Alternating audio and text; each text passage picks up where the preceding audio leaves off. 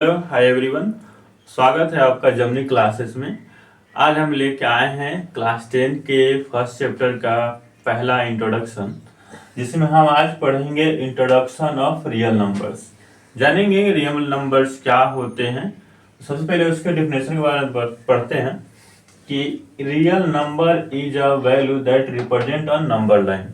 Real number हम उसे बोलते हैं जिसको हम नंबर लाइन पे दिखा सकते हैं। जैसा आपको दिखाए हैं एग्जाम्पल, इधर देख लीजिए कि एक नंबर लाइन है, इसी को हम लोग बोलते हैं। ठीक है, इस पे हम लिख सकते हैं रियल नंबर।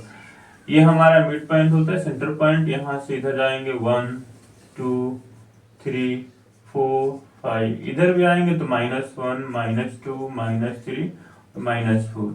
ये एक नंबर लाइन है जो इसको नंबर को हम दिखा सकते हैं। इधर भी इनफाइनाइट जाता है और इधर भी इस साइड भी इनफाइनाइट जाता है।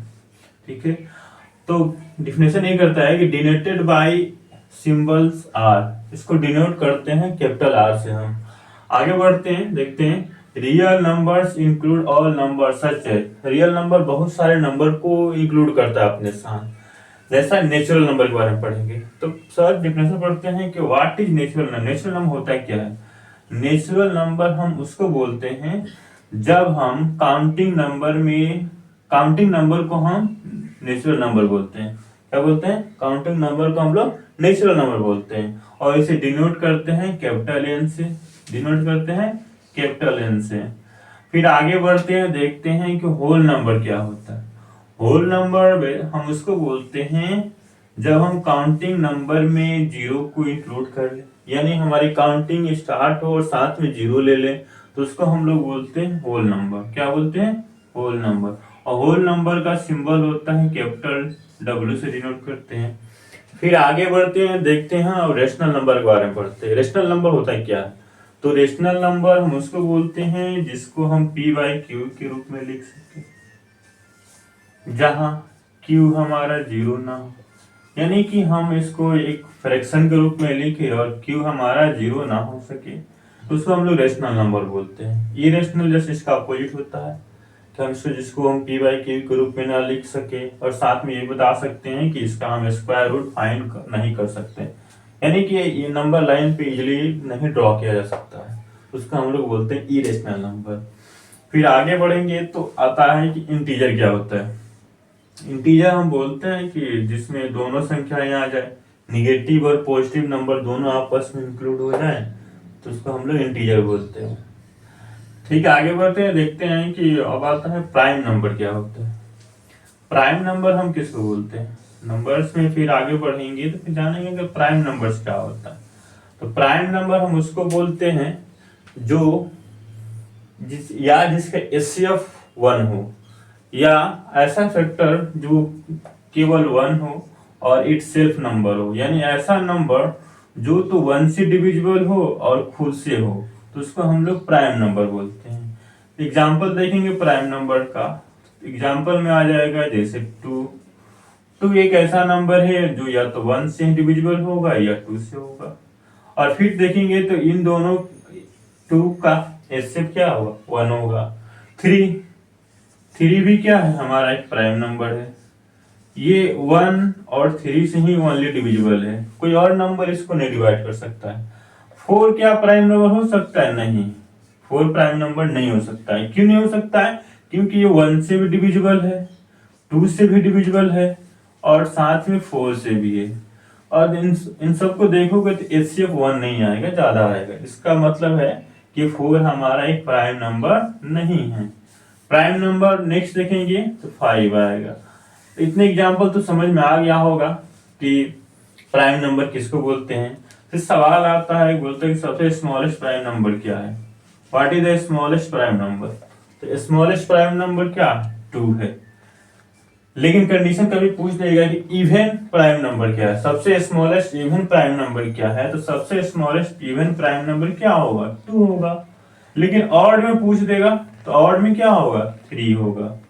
तो यहाँ ध्यान रखना है कि स्मॉलेस्ट इवन प्राइम नंबर पूछा है या ऑड प्राइम नंबर पूछा है। अगर इवन पूछेगा तो 2 जवाब होगा, अगर ऑड पूछेगा तो सिंपली 3 जवाब देंगे। लेकिन ऐसे ही पूछ देगा कि स्मॉलेस्ट प्राइम नंबर क्या है, तो डायरेक्ट हम आंसर देंगे 2। ठीक है। तो आगे और बढ़ते हैं, देखते हैं कि अब ट्विन प्राइम नंबर्स क्या होते हैं।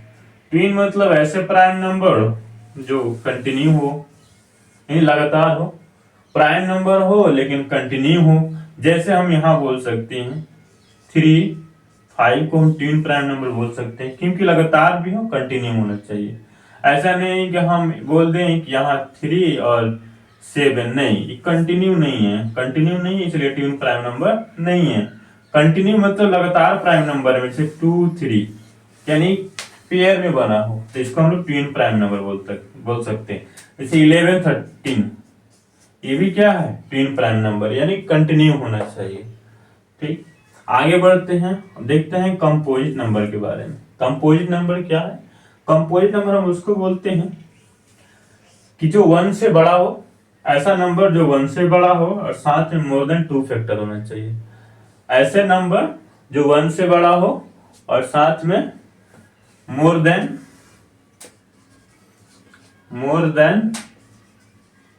2 फैक्टर, यानी कि ऐसा नंबर जो 1 से भी बड़ा हो और जिसके फैक्टर क्या हो, 2 से ज्यादा। अब यहाँ बात करेंगे फैक्टर क्या होता है।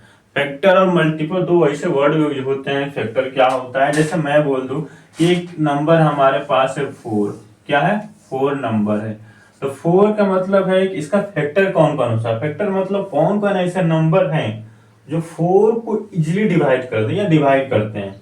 जैसे हम देखें 1, 2, 4, तो इसका फैक्टर कितना कहलाएगा, 1, 2 और 4 ही होगा।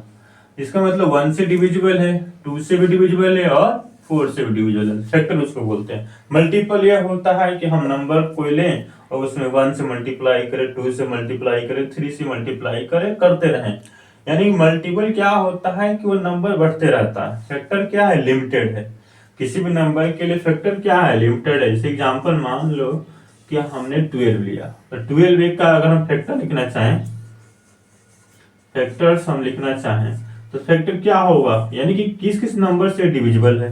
1 से डिविजिबल है, 2 से डिविजिबल है, 3 से डिविजिबल है, 4 से डिविजिबल है, क्या 5 से होगा, नहीं, 6 से, 7, 8, 9, 10, अब नहीं होगा, तो डायरेक्ट क्या होगा, 12 से। तो हम लोग देखें कि ये फैक्टर है, यानी कितने नंबर ने इसको डिवाइड किया 12 को, तो इसका फैक्टर कहलाएगा। अब मल्टीपल क्या होगा, सिंपली है, तो हमने 12 को 1 से मल्टीप्लाई किया तो रिजल्ट आया 12, 12 को 2 से मल्टीप्लाई किया तो 24 है। यानी कि मल्टीपल उस नंबर का मल्टीप्लाई करते हुए वैल्यू बढ़ाता है। तो आज हम लोग यही सीखे हैं, numbers, introduction of real numbers. फिर आगे हम लोग देखेंगे कंसेप्चुअल चीजें, एलसीएम एचसीएफ, दो नंबर के निकालने के बाद दो नंबर के प्रोडक्ट के बराबर कैसे होता है। तब तक के लिए मिलते हैं आपसे नेक्स्ट वीडियो में। आज के लिए बस इतना ही, धन्यवाद।